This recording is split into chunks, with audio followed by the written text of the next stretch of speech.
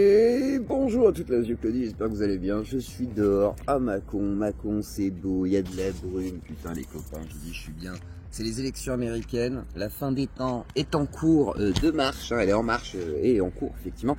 Et je voulais un peu m'exprimer là-dessus parce que bon, là il y a pas mal de Trumpistes qui vont être très contents parce que l'élection a l'air d'être pour l'instant en sa faveur à une dizaine de milliers de voix. Là il est 9 h du matin passé et effectivement on peut se poser la question de qu'est-ce qui se passerait si Trump finalement était au pouvoir. Alors en fait il y a plusieurs choses. Déjà on a remarqué que Trump avait fait poser des frontières internes au pays, hein, c'est aux alentours du Texas en fait, où il y a des frontières hein, dans le pays, des frontières avec des barbelés pour éviter que les migrants passent de l'Amérique à l'Amérique. Parce qu'en fait, ils passeraient par des villes américaines, ouais, Texas ou autres, voilà, frontières, Nouveau-Mexique, etc. Et malheureusement, bah, ils ont mis des frontières. Alors, tu te dis, c'est un peu pété quand même, parce que si tu commences à mettre des frontières entre Lyon et Marseille, ça veut dire que toutes les villes qui sont là, je sais pas, Saint-Étienne par exemple, seraient totalement barricadées. Et on ne pourrait pas accéder à Saint-Étienne si on n'a pas tous nos papiers, etc.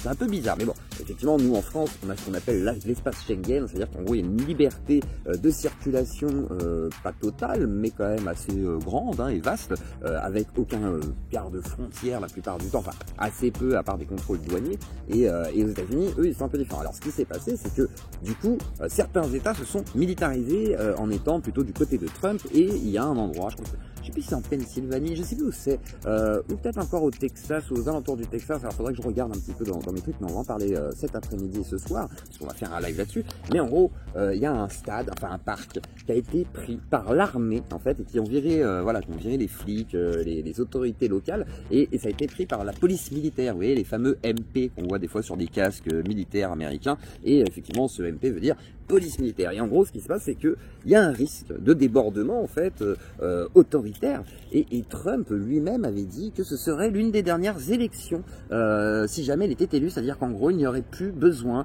de voter après Donald Trump. Alors n'importe qui dirait ça, on dirait, mais regardez, Macron veut rester en dictature, il veut absolument se faire un troisième mandat et rester à vie. Alors je serais d'accord avec vous, ce serait un autoritarisme, voire un fascisme, une forme de monarchisme, qu'importe, on s'en fiche des mots, mais qu'importe, c'est de la merde. Et bah, Trump le fait. Trump veut effectivement, semblerait-il, hein, de ce que j'ai bien entendu de sa bouche, après ce qu'il va le faire, c'est autre chose, hein, parce que entre les promesses et la réalité, cela n'engage que ceux qui y croient, parce que de toute façon il y a un fossé. Et bah, du coup, Trump va-t-il effectivement céder à cet autoritarisme extrêmement conséquent? La question se pose. Et comme Trump ne veut pas, semblerait-il, qu'il y ait de nouveau de la concurrence après lui, peut-être qu'il mettrait fin à toutes sortes d'élections. Et pourquoi il fait ça? Parce que en fait, les QAnon, tout ça, vous connaissez un petit peu là, le QAnon, tu connais ou pas? Mais oui, tu connais. Alors voilà, les QAnon et tout, c'est un petit peu une des bases de l'électorat de Trump. Alors avec des latinos maintenant qui votent massivement pour lui. Alors je pense que c'est les latinos intégrés. C'est un peu le même phénomène qu'en France quand on a par exemple les maghrébins musulmans qui vont voter pour Marine Le Pen. Voilà, c'est une sorte de vote en mode bon, à gauche ne nous aide pas tant que ça. Nous on aimerait être voilà, l'immigration peut nous gêner même si c'est la nôtre, même si c'est nos communautés. Tant pis, on va accepter d'avoir un petit Roland autoritaire par rapport à cette immigration. Bref, ça pose quand même pas mal de questions. Et derrière, moi, le vrai questionnement, c'est est-ce qu'il y aura un basculement réellement fasciste ou est-ce qu'en fait c'est de la flûte? Parce que bon, baser le pouvoir sur les QAnon qui ont fait des prédictions qui sont toujours tombées à l'eau et avec, comment dire, le soutien du complotisme le plus débile, parce que c'est ça hein, les QAnon, hein, c'est le lapin blanc que t'as suivi dans le Perrier, mais quand t'es arrivé là-bas, t'étais complètement foncé, t'es dans la taverne, t'as picolé un petit peu trop, mais t'as pris toutes sortes de drogues et tu dis le monde quand même, il est tenu par les complotistes. Et qu'est-ce qu'il va faire des tests profonds? Et qu'est-ce qu'il va faire de ses adversaires? Il avait dit qu'il pourrait mettre en prison ses opposants politiques. C'est du fascisme. Alors, il y a le communisme qui a fait ça, les régimes fascistes l'ont fait, c'est-à-dire qu'ils soient de gauche ou de droite, radical et autoritaire, dans tous les cas, ça finit en psychiatrie, en prison ou abattu. Je ne dis pas que c'est ce qui va se passer aux États-Unis, mais ça pue là-bas. J'aimerais pas être là-bas, je vous avoue.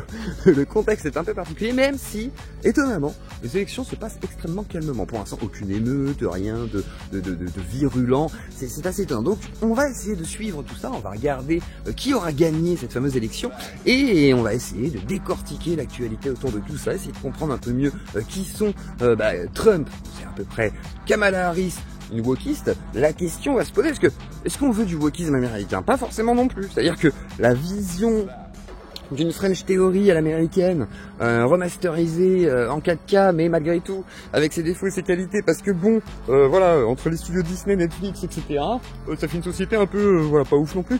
Donc moi j'aimerais bien l'entre deux. La troisième voie, la question se pose, donc on va en parler cet après-midi, et on essaiera de réfléchir à tout ça, peut-être même en mode radio libre. Alors, cet après-midi ou fin de journée, mais en tous les cas, ce sera plus tôt que d'habitude pour couvrir cette actualité qui est assez conséquente et ainsi en parler tous ensemble, même en radio libre.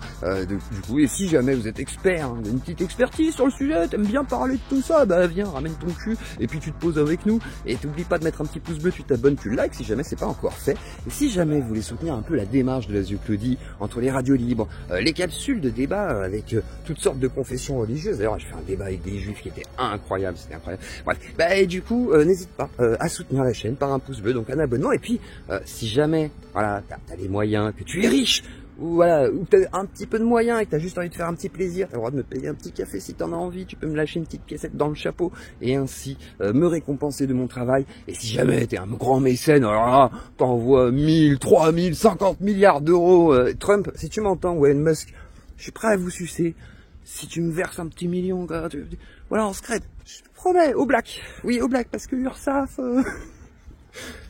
Bisous à l'Azio Claudie, prenez soin de vous. On se retrouve ce soir, enfin cet après-midi, pour un live qui va être assez intéressant.